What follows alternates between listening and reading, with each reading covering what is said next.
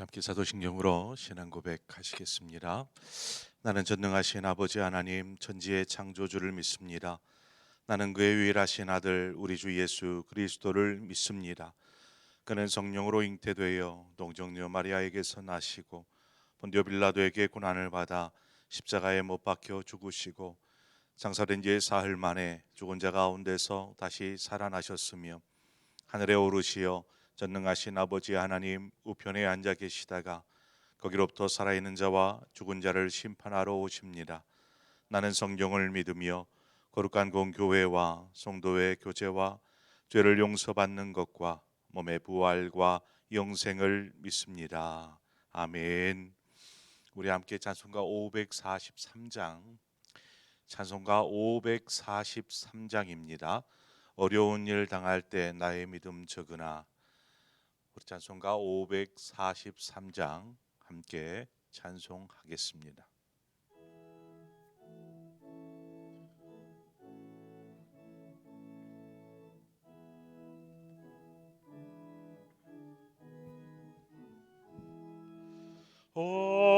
어려운 일 당할 때 나의 믿음 적으나 의지하는 내 주를 더욱 의지합니다. 세월 지나갈수록 의지할 것뿐일세.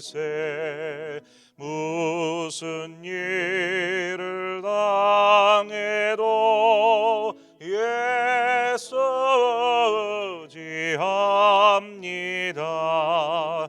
성령께서 내 마음 밝히 비춰주시니 인도하심 따라서 주만 의지합니다. 세월 지나갈수록 의지할 것뿐일세. 무슨 일을 당해도 예수 의지합니다. 밝을 때의 노래와 어두울 때의 기도로 위태할 때 도움을 주께 간구합니다. 세월 지나갈수록 의지할 것뿐일세. 무슨 일을 당해도 예수 의지합니다. 생명 있을 동안에 예수 의지합니다. 전국 올라가도록 의지할 것뿐일세. 세월 지나갈수록 의지할 것뿐일세. 무슨 일을 당해도 예수 의지합니다.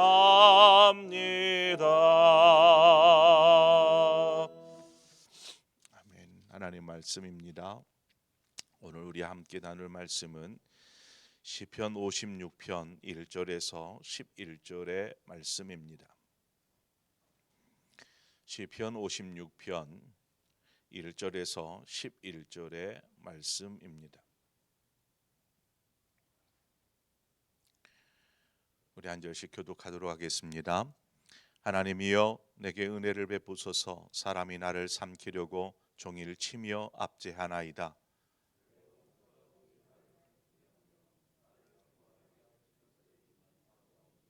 내가 두려워하는 날에는 내가 주를 의지하리이다.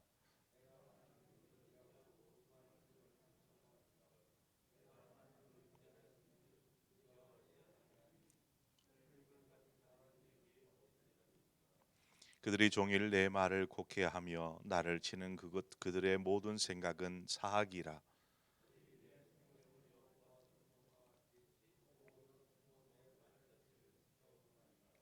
그들이 악을 행하고야 안전하오리이까. 하나님이여 분노하사 뭇 백성을 낮추소서.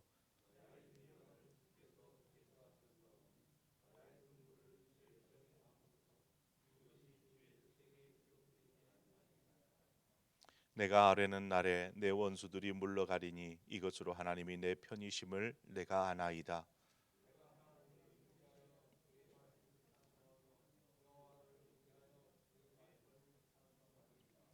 내가 하나님을 의지하였은즉 두려워하지 아니하리니 사람이 내게 어찌하리이까.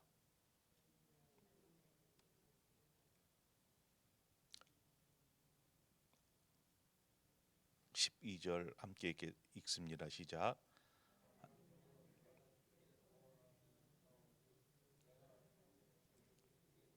13절도 같이 읽습니다. 주께서 내 생명을 사망에서 건지셨음이라.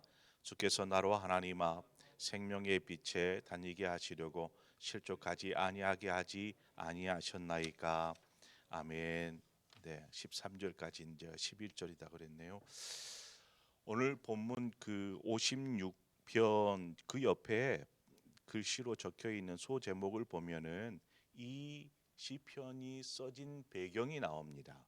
보면 다윗이 가드에서 블레셋인에게 잡힌 때에라고 되어 있지요.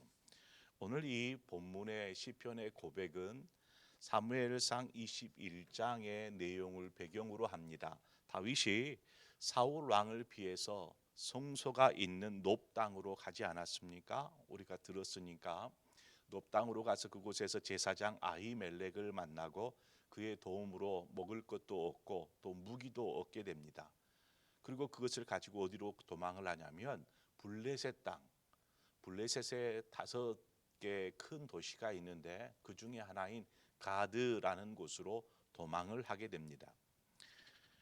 다윗이 이 가드로 블레셋 땅으로 도망할 때 왜 이스라엘 땅을 놔두고 왜 블레셋 땅으로 도망을 할까?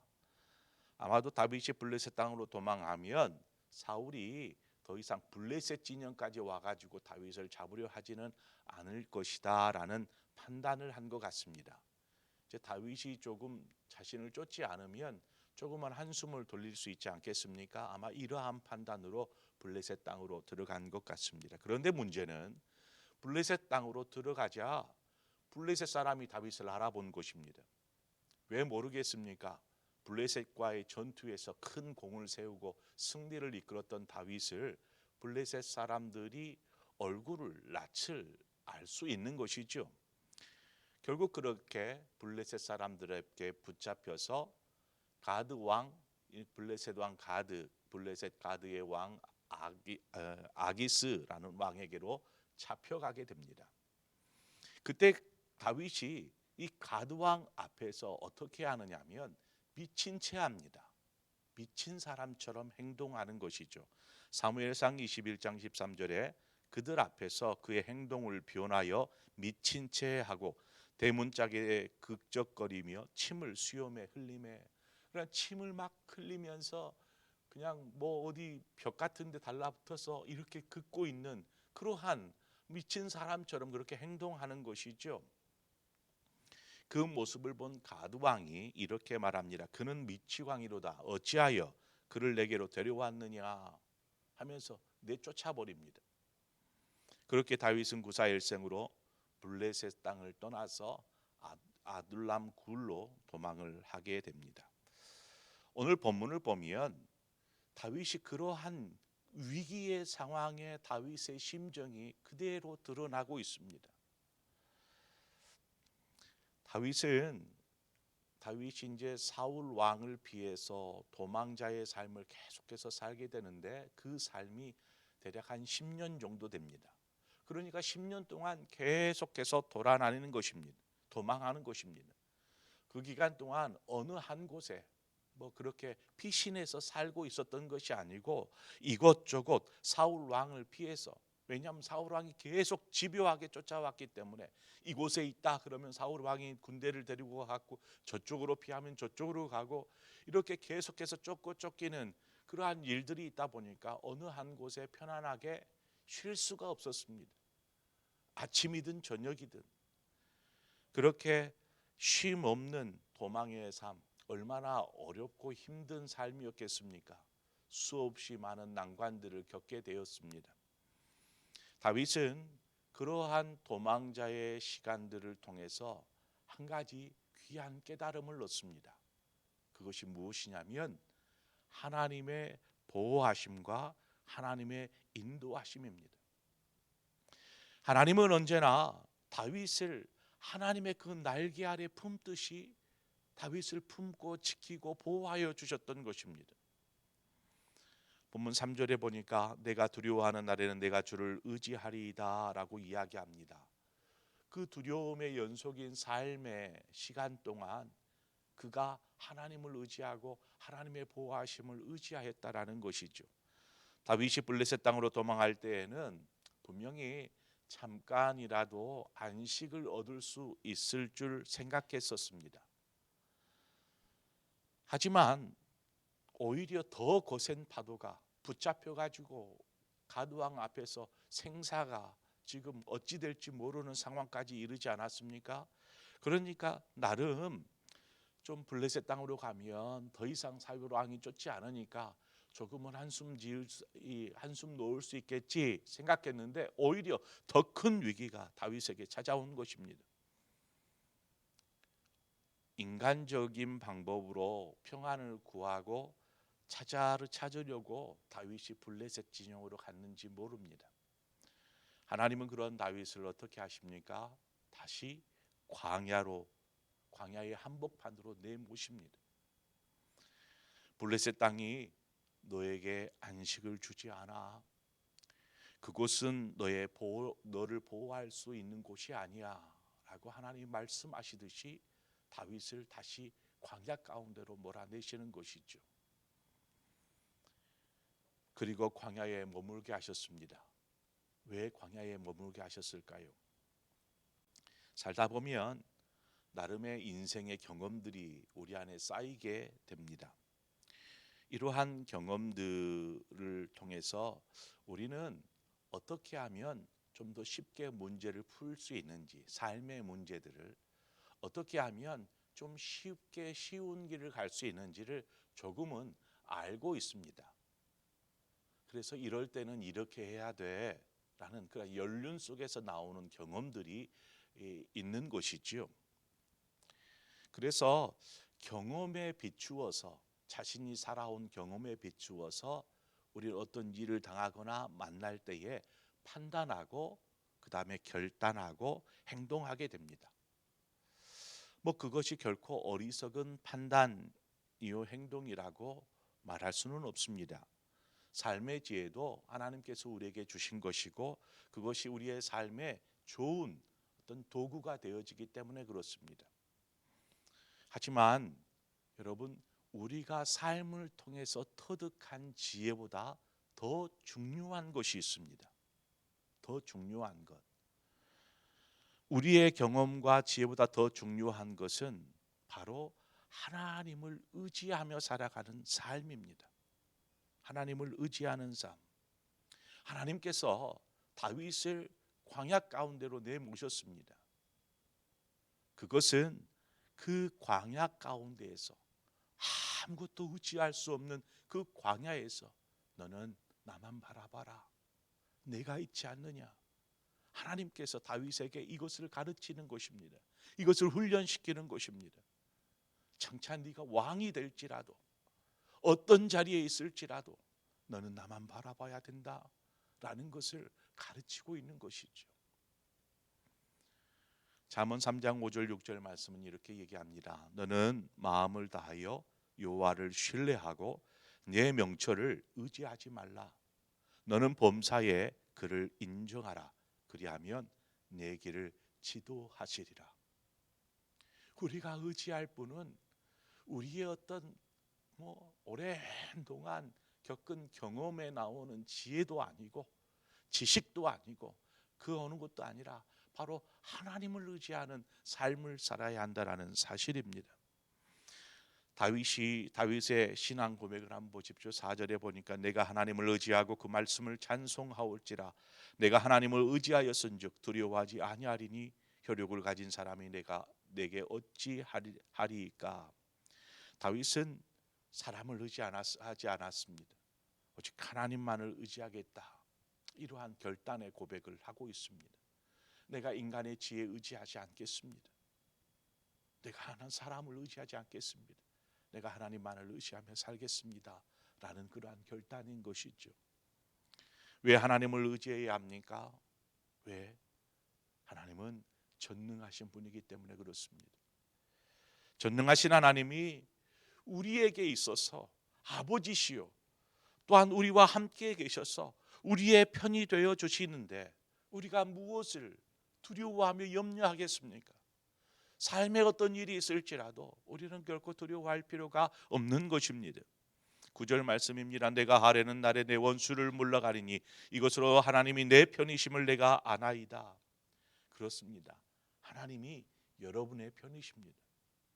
그 위대하신 하나님, 전능하신 하나님, 지금도 살아계셔서 역사하시는 하나님이 바로 우리의 편이다라는 것입니다. 그러므로 염려할 필요 없습니다. 두려워할 필요 없습니다. 근심할 필요조차 없습니다. 주님과 함께하면 됩니다. 주님을 의지하면 됩니다. 그리스도인의 삶은 사람들로부터 삶을 살다 보면 많은 어려움을 당하기도 하지만 그보다도 원수 마귀가 종일 회방하며 우리를 괴롭힙니다.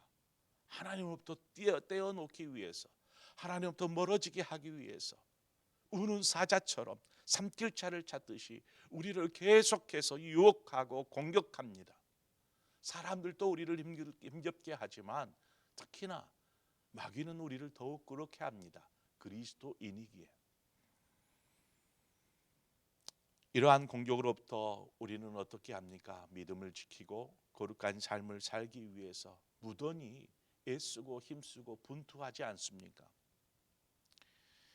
혼자만의 싸움이라면 어떻게 버텨내지 못했을지도 모릅니다. 이미 패배했을지도 모릅니다.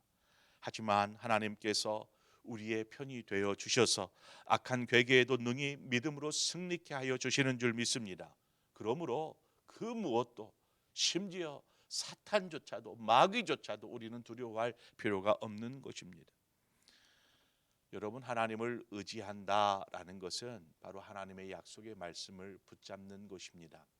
오늘 본문 10절에 보니까 내가 하나님을 의지하여 그의 말씀을 찬송하며 여호와를 의지하여 그의 말씀을 찬송하리이다.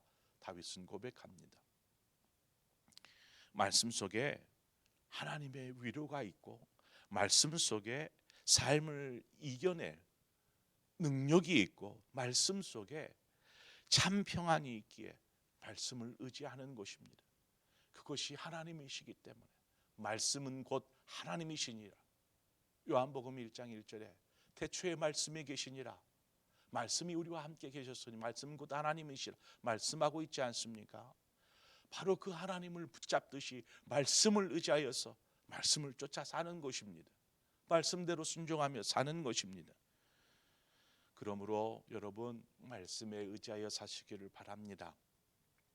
다윗은 지금 도망자의 삶을 살고 있지만 하나님께서 자신을 붙드시고 결국 승리케 하시고 평안 가운데 거하게 하실 것을 분명하게 확신하기에 그날이 오면 제가 주님을 기뻐 찬송하며 기쁘게 예배하겠습니다 라는 감사의 제사를 드리겠습니다 라는 서원을 합니다.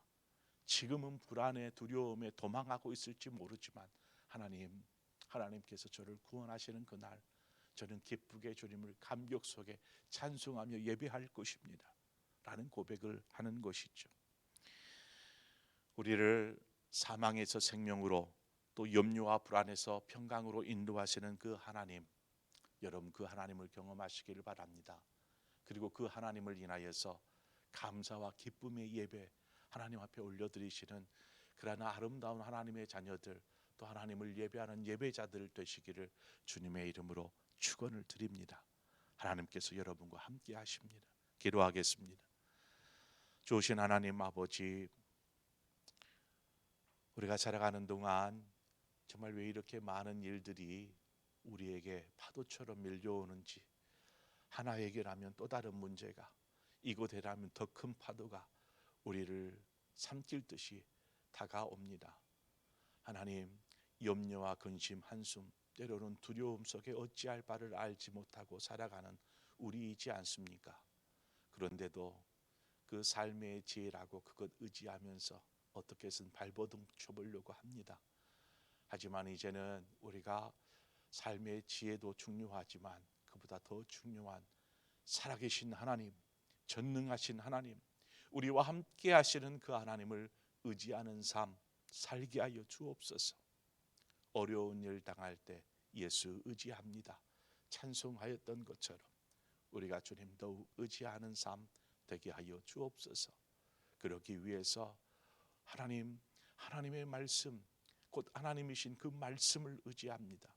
말씀을 읽고 묵상하는 것이 얼마나 중요한지를 다시금 깨달으며 말씀 붙잡고 말씀에 순종하며 나아갈 때에 우리의 삶이 능히 승리의 삶 되어질 줄 믿습니다. 하나님, 우리를 지키시고 인도하시고 보호하여 주시옵소서. 오늘 주어진 삶 동안에도 우리 사랑하는 모든 상봉의 성도들 하나님께서 평안으로 지켜주시기를 원합니다. 은혜로 함께하여 주옵소서. 예수 그리스도의 이름으로 기도합니다. 아멘. 오늘 이 시간에는 이제 내일 대선이 치러지지 않습니까? 우리나라가 하나님 혼란과 큰 어려움들, 위기 가운데 있는데 이 때를 잘 이겨낼 수 있도록 하나님 이 나라를 지켜주시옵소서. 특별히 어떤 사람이 선출될지 모르지만 우리 한 사람 한 사람이 투표한다라는 것은 그것에 대한 책임을 지는 것입니다. 때로는 내가 원하는 사람이 되지 않을 수도 있습니다.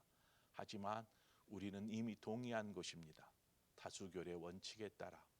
그러므로 우리 한 표 한 표가 얼마나 소중한지를 우리가 생각하면서 하나님, 참 하나님이 뜻한 바 원하는 사람이 세워지게 하시고 그 세워진 사람이 국민들을 두려워하게 하시고 참으로 올바른 길로 이 나라를 이끌 수 있도록 그러한 하나님의 사람으로 채워 주옵소서.